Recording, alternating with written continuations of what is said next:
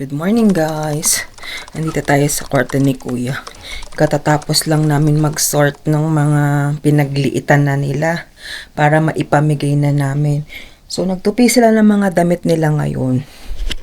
Ayan. Ano? Diba? Nabawasan. Ito na lang yung natira. Guys, magkakasama na yung pang-alis tsaka pang-bahay dito kasi dito minsan pag lumalabas ka ng malamig, kung ano na yung pang-bahay mo, yun na rin yung pang-labas mo. May time na ganun. Kasi matatakpan din naman ng jacket. So, ganun na yung ginagawa namin. Para hindi sayang sa labada. Charot. Ganun din yung kay Bunso. Naayos na niya yung mga damit niya. Natanggal na namin yung mga dapat hindi na nila sinusuot. Yung mga napagliitan na nila. So, nakapaglinis na rin sila ng mga kwarto nila. Nakapag-organize na rin siya. Si Kuya, siya na yung nag-organize ng things niya. Tapos, kasi this coming week, wala silang pasok ng Wednesday until Friday kasi teachers convention at saka yung sa staff faith development, ganyan. So, sabi ko, ilaan nila yung wala silang pasok na tanggalin yung mga hindi na nila nilalaro. Para at kumbaga marami silang time na maharap yung dapat nung nakaraan pa nila ginawa. Kumbaga inuutay-utay naman na nila. So, yung closet na lang nila yung itatakal nila ngayon. Yun nga, sabi ko sa kanila, yun ang gagawin ninyo this coming no school. Yung anak ko naglalaro, nakaganito pa. Yung niya to Yeah. Parang costume sa school, yung career day something. Yeah. Sinuot mo? Ba't sinuot mo na yan? I don't know. May kausap ka? Yeah. Oh, okay. Sorry. That's okay. Yan. Wow. Ano yung kay Bunso? Maayos na. Naglinis sila, nag-organize sila ng mga damit nila. Yan, diba? In fairness, hindi magulo yung kwarto ngayon. Nag-ayos ng bed. Except the cords na kung saan. Okay lang yan. Basta aayusin after. So annoying. Roblox. Whatever. Ayan. Kahit yung sa akin, isama ko na rin yung mga hindi na rin namin nasusot masyado. So, pagka namili ako sa superstore, meron dong bin na ilalagay mo yung mga donation mo. So, dun ko na lang ilalagay yung mga maayos pa naman yung mga damit na yun. Siyempre, yung mga hindi na, itatapon na natin, di ba? Nakakahiya naman ipamimigay mo, tapos butas-butas na. So, ngayon, tayo ay magluluto ng pasta.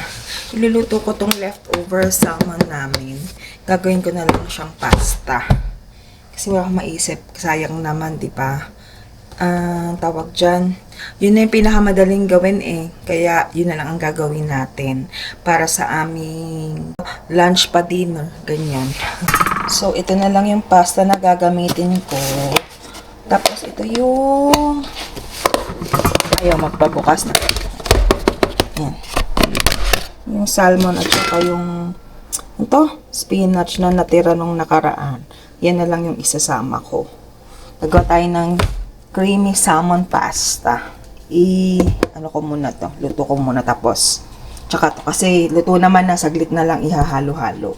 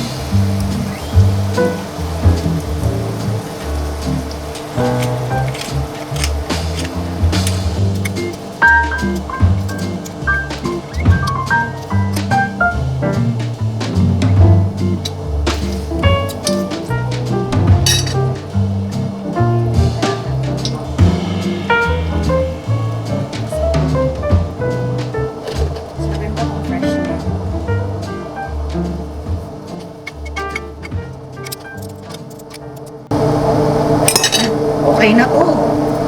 Ano siya? Luto na yan. Ganun lang kadali.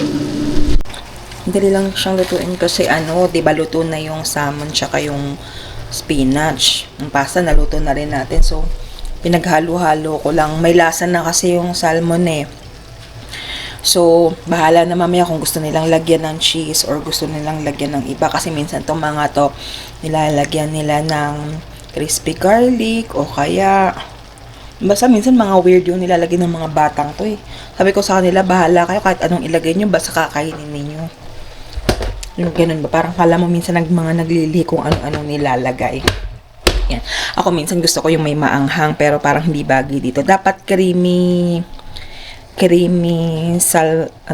salmon pasta. Kaya lang, parang hindi ko feel ngayon yung ma-cream. Parang mas gusto ko siya nung ganyan, yung olive oil lang at saka yung lemon. Malasa na siya. Tapos, lalagyan ko na lang siguro mamaya ng keso pagkakainin na namin. A few moments later. Taste test. Muna na tayong kumain at busy pa sila. Mga games natin dati, napopost natin yung sa kanila hindi eh.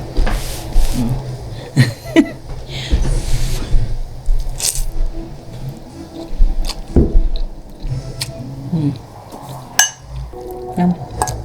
Mas masarap nga to. Yung asim ng lemon.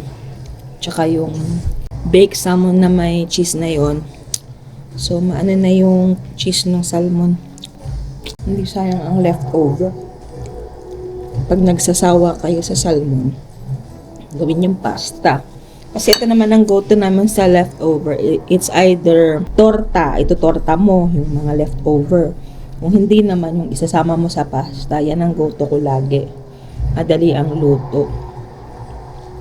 Lalo na pag gutom na, di ba?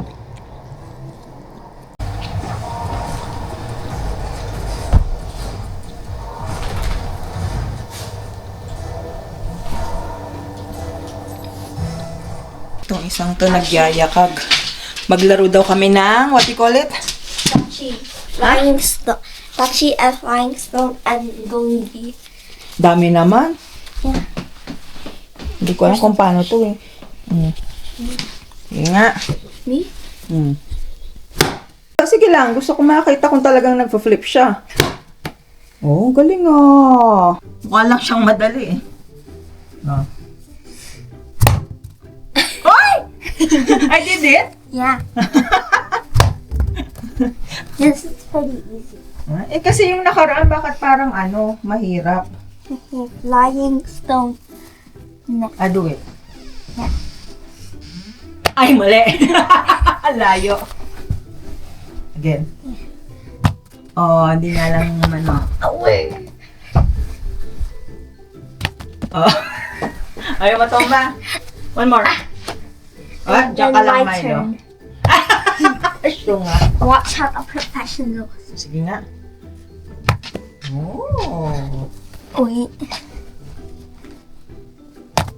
Ay, ang galing ah. Go. And Siyempre may nakikisali dito. we Nakikisali dito. Dayhon, I think that's his name. Sino yan? The guy who did it fast, super fast. Isn't it player 388? Oh, ako nakalimutan ko na. Watch. Sige, pakita mo sa kanila kung kaya mo talaga. Ready? Right.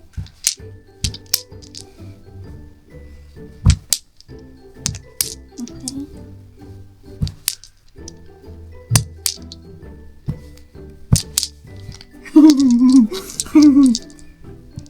No! Only got 3. Jackson, ang alam ko eh. No. Meron tong papampam for today's Mama, you video. wanna see it? What? What? What? 3, 2, Ito ang pasaway na makulit. 3, 2, 1. Nanonood din siya, oh. Napanood niya yung kuya niya. Pinapanood mo si kuya? I wanna try doing this. That's hard. Mahirap talaga yan. O, you balance daw. Milo, you listen to kuya. Stay. 5, 4, 3, 2, 1. Oh, he did it. Oh, He still. win. Oh. Grabe, oh. He win. Good job! That's a long time. Ang galing ah. Kikinig kay Kuya Joem ah. May sinasabi ka? Ano sinasabi mo? Hmm? Milo? Ay! Milo? Ay! Buntot niya. Milo? What's Kuya doing? I'm What's thankful. Kuya doing? What's Kuya doing? Dog!